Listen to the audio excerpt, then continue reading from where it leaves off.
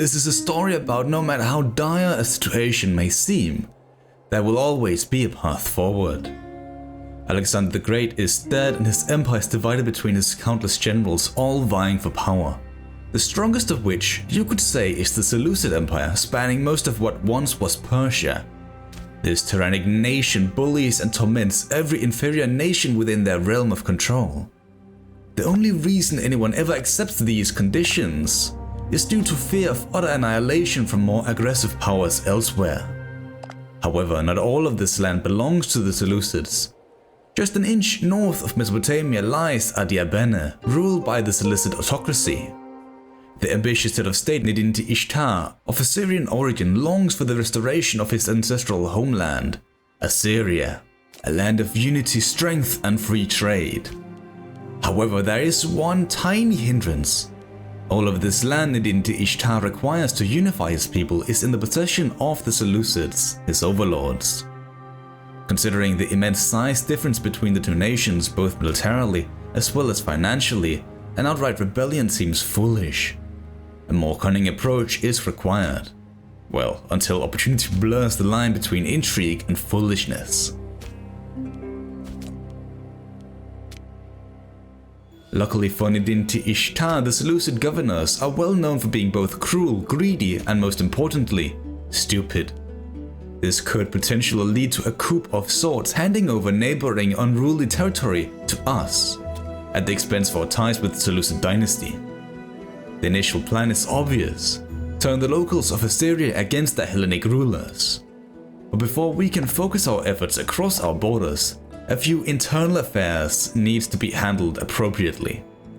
In terms of technology, Nidinti-Ishtar and his researchers make great progress in the oratory field of work, especially towards espionage, but also quite a bit of civic matters too.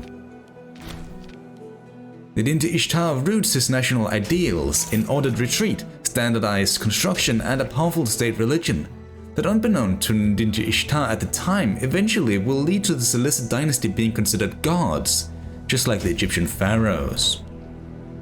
Looking to make resource surpluses in the capital, we establish trade with the Seleucids for stone and dates, improving construction cost and national commerce income. We specifically choose the Seleucids as our trade partners to cloud our overall scheme for independence. But as Adiabene is in no rush to enter some needless war, our gold reserves gets put into use, fortifying our capital.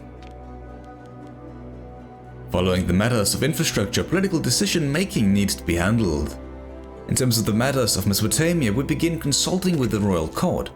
First action from our hand is to demote the Assanid family due to their more warlike interests. Instead, we decide to keep a more benevolent image towards the Seleucids, faking our intentions and hopefully making it less likely for them to respond with military action once we entice the Assyrian governor. To further enhance this facade, we take a mercantile stance, boosting commerce income by 25%. This is also why we follow through with a more friendly approach towards our neighbors. In many ways, the early years are peaceful. We establish new marketplaces and even a hall to study. Most interesting, of course, is the birth of a new son and heir to the to-be Assyrian kingdom. His name, Ashur, of course, a fine name for a future ruler. He also had a twin sister, but she was less important to the story at large. No matter what, a twin birth calls for celebrations. Games are to be held, and despite Nidinti-Ishtar's lack of martial prowess, his confidence calls for the 19-year-old king to participate in the challenges. The raging sun beats down on the competitors, blistering with oil and sweat. Many weeks of events have come and gone, with whispers amok regarding this final event, the boxing tournament. The crowd cheers in jubilation as Nidinti-Ishtar appears, resplendent in the confidence of a true athlete. None dare question the majesty of such a titan of competition. As all surely expect, Nidinti-Ishtar does away with the competition in characteristic style. He takes one man down just to beat up the next, and oh, the finale where the king ducks and weaves to plant a solid head punch that give away the same sound as a chariot colliding with a tree. With a wreath firmly emplaced upon his head, the adoring populace of Arbela chant their approval firmly. Huzzah for the house Seleucid, huzzah for the twins. This show of character is enough to gain an audience with Seleucus Nicator himself. A chance too important to waste. The final stroke to our ruse. But to fully cement this friendship, we need to impress and show our respect. Considering the Seleucids' heavy need for manpower and our lack of interest in combat, we send our best warriors to turn his head. But that isn't enough. Apparently Seleucus has a keen interest in exotic gifts. Although a tiger would be more impressive, we have to settle for a Nile crocodile due to our limited funds. Idinte Ishtar isn't about to bankrupt the state over this ordeal. A wise move it would seem, as our final act turns out to be us sending one of our most prominent gladiators from the previous games to serve as his personal bodyguard if the Basilius sees fitting. Having friends at the top of the world's hierarchy is a powerful tool. As long as Seleucus lives, war can surely be avoided. In order to prepare the future ascendancy for Ashur the young heir, Idinte Ishtar begins to round up pretenders. His cousin Tanitu Sin, a researcher of the state, is put on trial. But when he asks for what crime he committed, the king silences the jury with a single word: treason. You might ask yourself if this accusation is true or not, but the answer might as well be another question. Does it matter when Seleucus Nicator himself has your back? We invest in a few favors to turn the jury on our side. But in the midst of a rousing and self-congratulatory monologue, Tanitu Sin pauses with dramatic effect. Wheeling around, he points directly at our chancellor, who happens to be attending the court. In a shaking voice, Tanitu Sin accuses the chancellor of masterminding the whole affair, leading to much of the court joining his side. But considering we know the accusation stems from nothing, we defend our pristine chancellor, gaining his loyalty in the process. The accused is found guilty of all charges and sold into slavery, never to be seen again. Whispers of tyranny flies through the air, but is quickly fading away again. In shock to all, a sudden unexpected Seleucid army marches into our capital. We aren't under siege, but rather they seize our grain stores for an upcoming invasion of Atropat Khan, the nation on the other side of the Zagros Mountains. This helped overshadow the revelation of the king being unfaithful with his consort. At the very same time as Idinte Ishtar celebrate the birth of a new son, another woman comes forward claiming her son too is of royal blood. A scandal to be sure.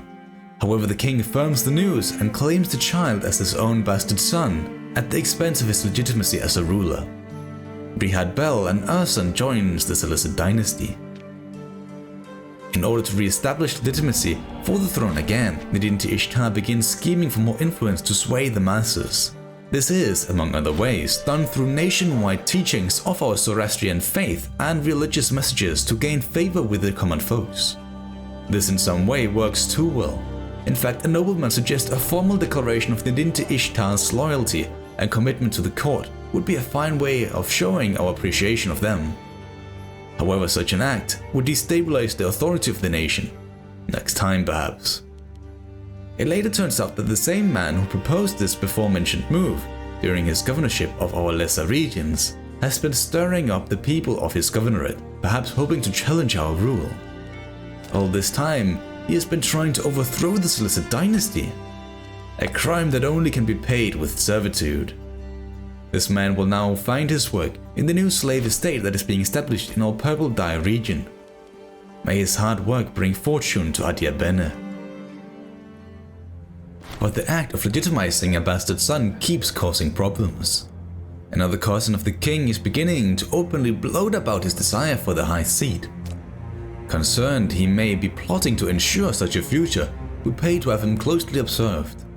However, the spy sent on this task fails miserably, only widening the rift between the two relatives. Nevertheless, the plotting seems to quiet down following our action.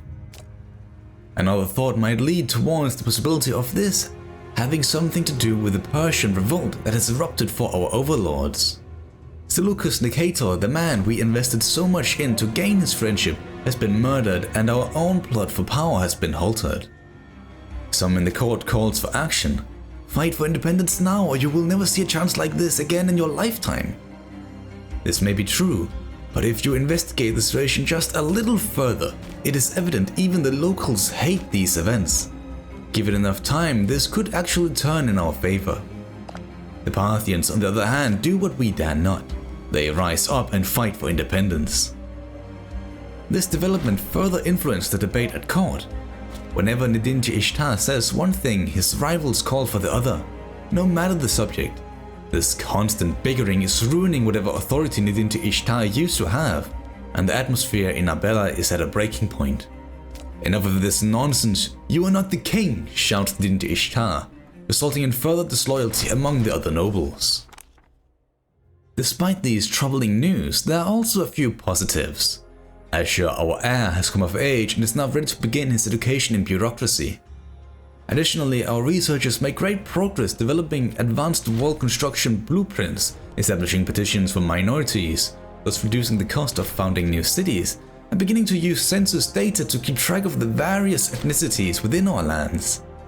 A much appreciated action that encourages the industrious folk of Arbela to voluntarily pay for a new granary, after the Seleucid, now Persian Empire, destroyed the last one. Speaking of our overlords, they have now isolated the revolting Seleucid loyalists to the eastern deserts. It may seem like we have made the right decision.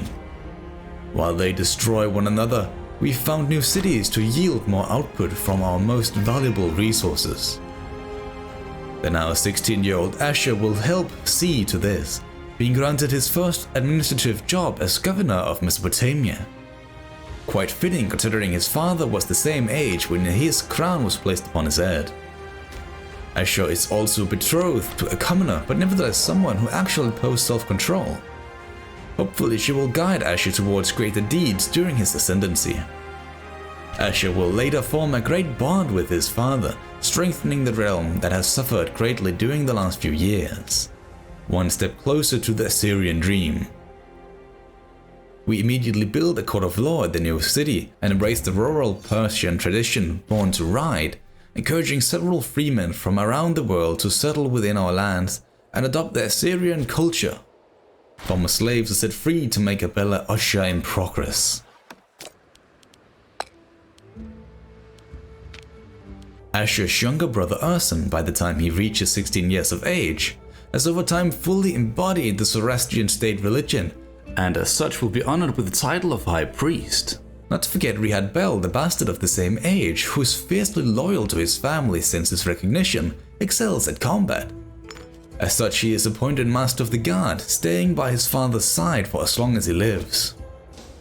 The court that otherwise has caused so much trouble in the past is now overloaded with the king's own sons. With such a political advantage, the Seleucid autocracy continuously spread lies and deceit, even convincing a man that his wife would be sacrificed to dark gods, making him offer all his worldly goods to the state. A gift we would take good care of. The board is set. The Assyrian lands we so desperately desire, and its Hellenic governor is livid with their new leaders. Thus Nidinti Ishtar makes his move. We use our newly found deep pockets to appeal to the governor's greed, this time sending a tiger as an exotic gift. Which did the trick. We need not do anything else, just a few words to inspire disloyalty and the governor is enticed to our side. Yet he fooled us. The deal was for him to hand over all of the Assyrian lands, but instead he only handed over the most adjacent territory. Feeling betrayed by this lie, Nidinti Ishtar imprisons the former governor and sells him to the Oronti slave estate. There is still some fruits from our labor. The large city of Nineveh was a key part of the former Assyrian Empire, and as such still possesses a holy site of the Chaldean god Ninurta. Considering embracing the Chaldean religion as an important part of restoring the Assyrian lands, Nidinti Ishtar placed Ninurta as one of our 4 pantheon deities, massively destabilizing the country. Especially this doesn't sit well with Urson, or the religious zealots in our land. So fully accomplishing this task is gonna be a much longer process. Considering Nineveh will be our new capital once we gain control of all of the Assyrian lands, we begin enticing business investments in the province, so we can import additional goods. But after weeks of nervous looks and smirks at court, the whispers circling the place have finally reached the ears of the king. It seems that someone has been spreading rumors and spinning yarns of his unequaled profligacy and unfitness for the throne.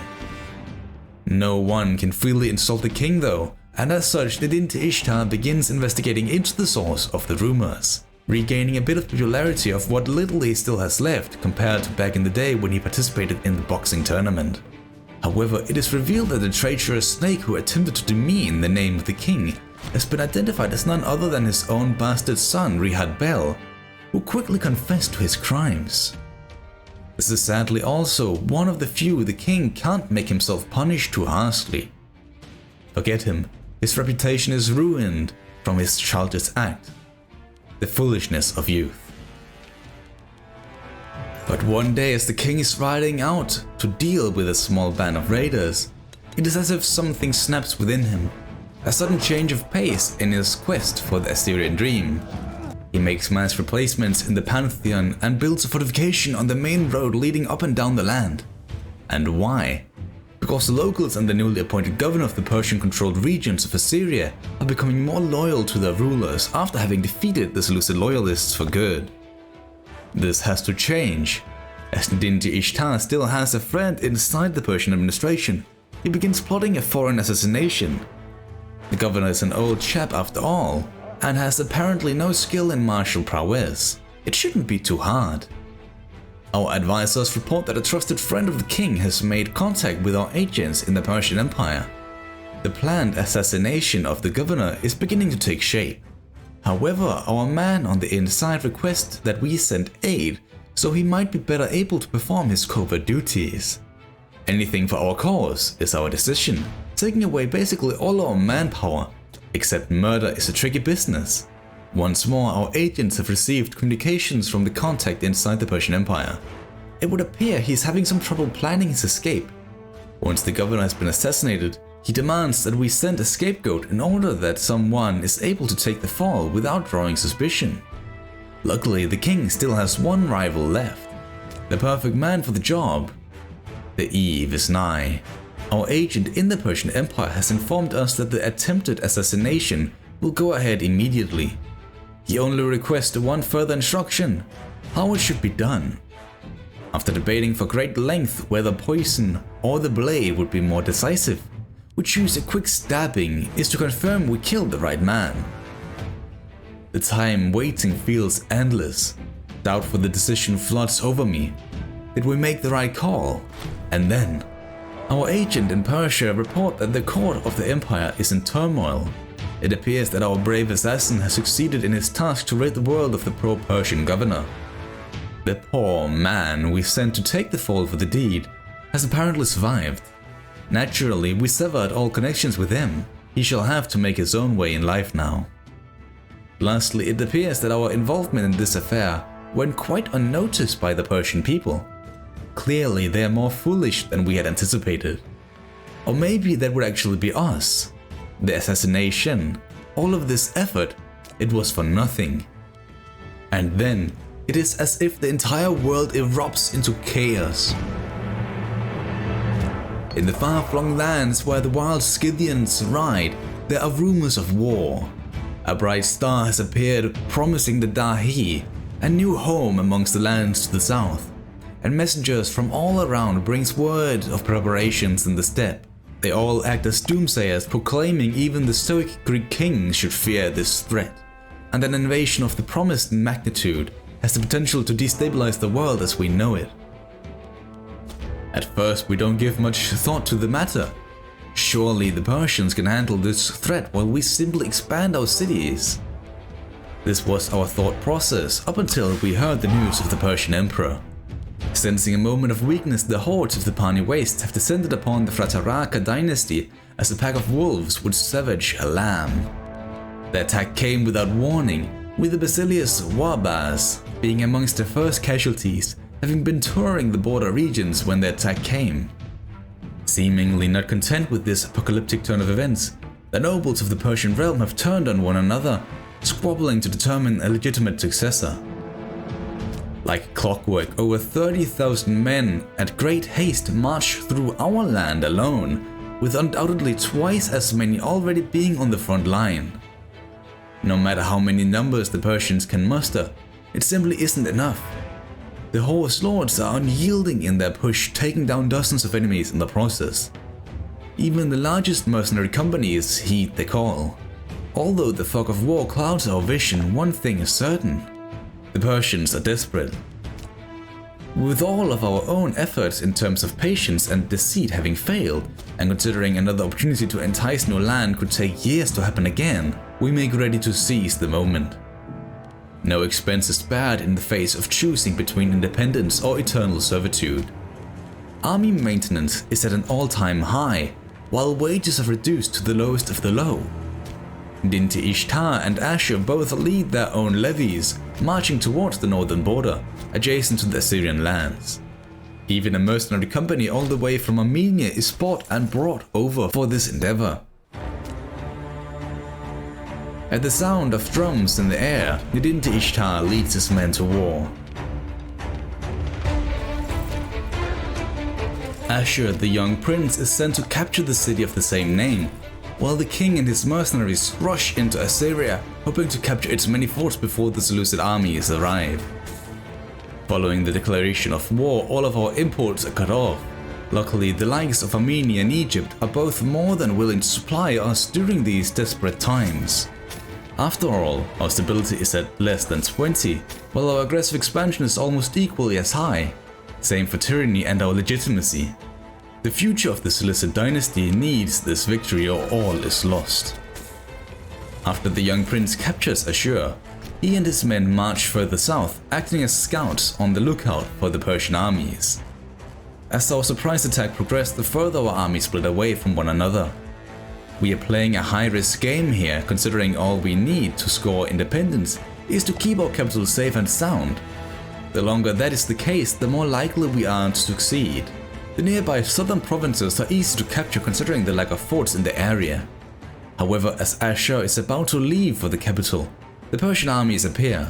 About 10,000 men march along the main road north towards our lands, forcing Ashur to lead his men through the slower countryside.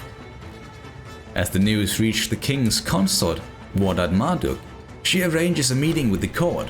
Given the worrying war we find ourselves in, her own martial prowess, and the personal leadership of an army by the skilled King Dinti Ishtar, she proposes to accompany the king and his army into battle.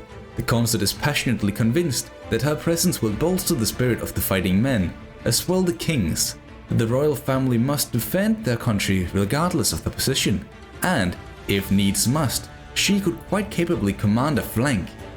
Thus, Wardat Marduk joins the king on the front line, with her first advice being to launch a full-on assault on the besieged fort. Its walls had been breached after all, and the army needs to move south, lest the capital will fall. None shall hide from the Assyrian dream. Following this sacking, attempts are made at acquiring another mercenary force, except our administrative capacity is already exceeded. What numbers we have are what we will get. 8,000 men have now reached the north, where they will attempt to hold our conquest of Assyria. The king, not wanting to engage in battle against a superior force, marches his army towards the mountains and then through the graveyard of Gaugamela in order to lift the siege of our capital along with Ashur.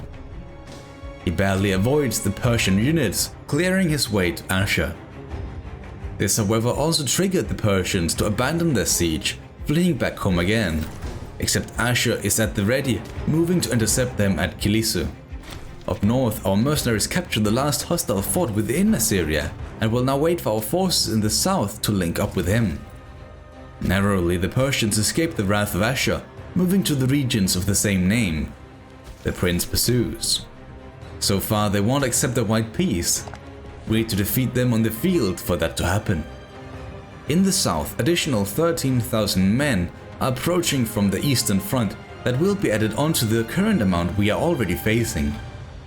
We only have 12,000 of our own who tried to link up at Pinaka. But it is Ashur who draws first blood.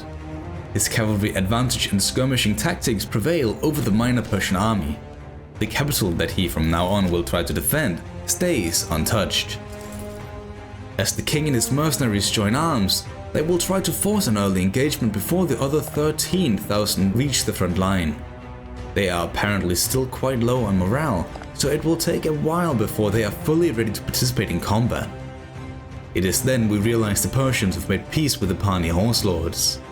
This means it is now only us against the full might of Persia and their satrapies.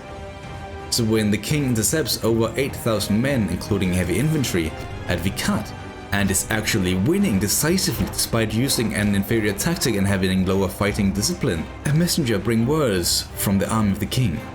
In their glorious battle with our foes, Consort Wardat Marduk took command of the army's left flank, racing against a major assault before routing the enemy and chasing them near into the enemy camp, before circling to the support of the king and delivering a crushing blow to the turning flank on the opposite army.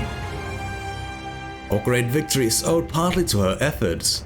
It is said that she instilled great fervor in the fighting men who rallied around her. This is a glorious day for Adiabene, Assyria as a whole, and most of all the royal family. However, there is no time to fully recapture Vikat, with 16,000 men right on our heels. We try to escape into safer territory where our numbers can recover. But as it becomes clear Ashur and his only 2,000 strong levy is about to get caught by the far superior Persians, the king rushes to his aid. In the nick of time, our reinforcements arrive, restoring all fighting morale, and against all odds flips the scale. In a miraculous turn of events, we win the battle, sending over 10,000 Persians fleeing. We then fend off against a minor force tasked to stay behind, cuts off another set of fleeing units and bring the cat back into the fold again. There is no time to rest. The capital is under siege once again and we can't allow it to fall. The Persians still don't want to give us our peace, but we will continue to crush the armies until they do.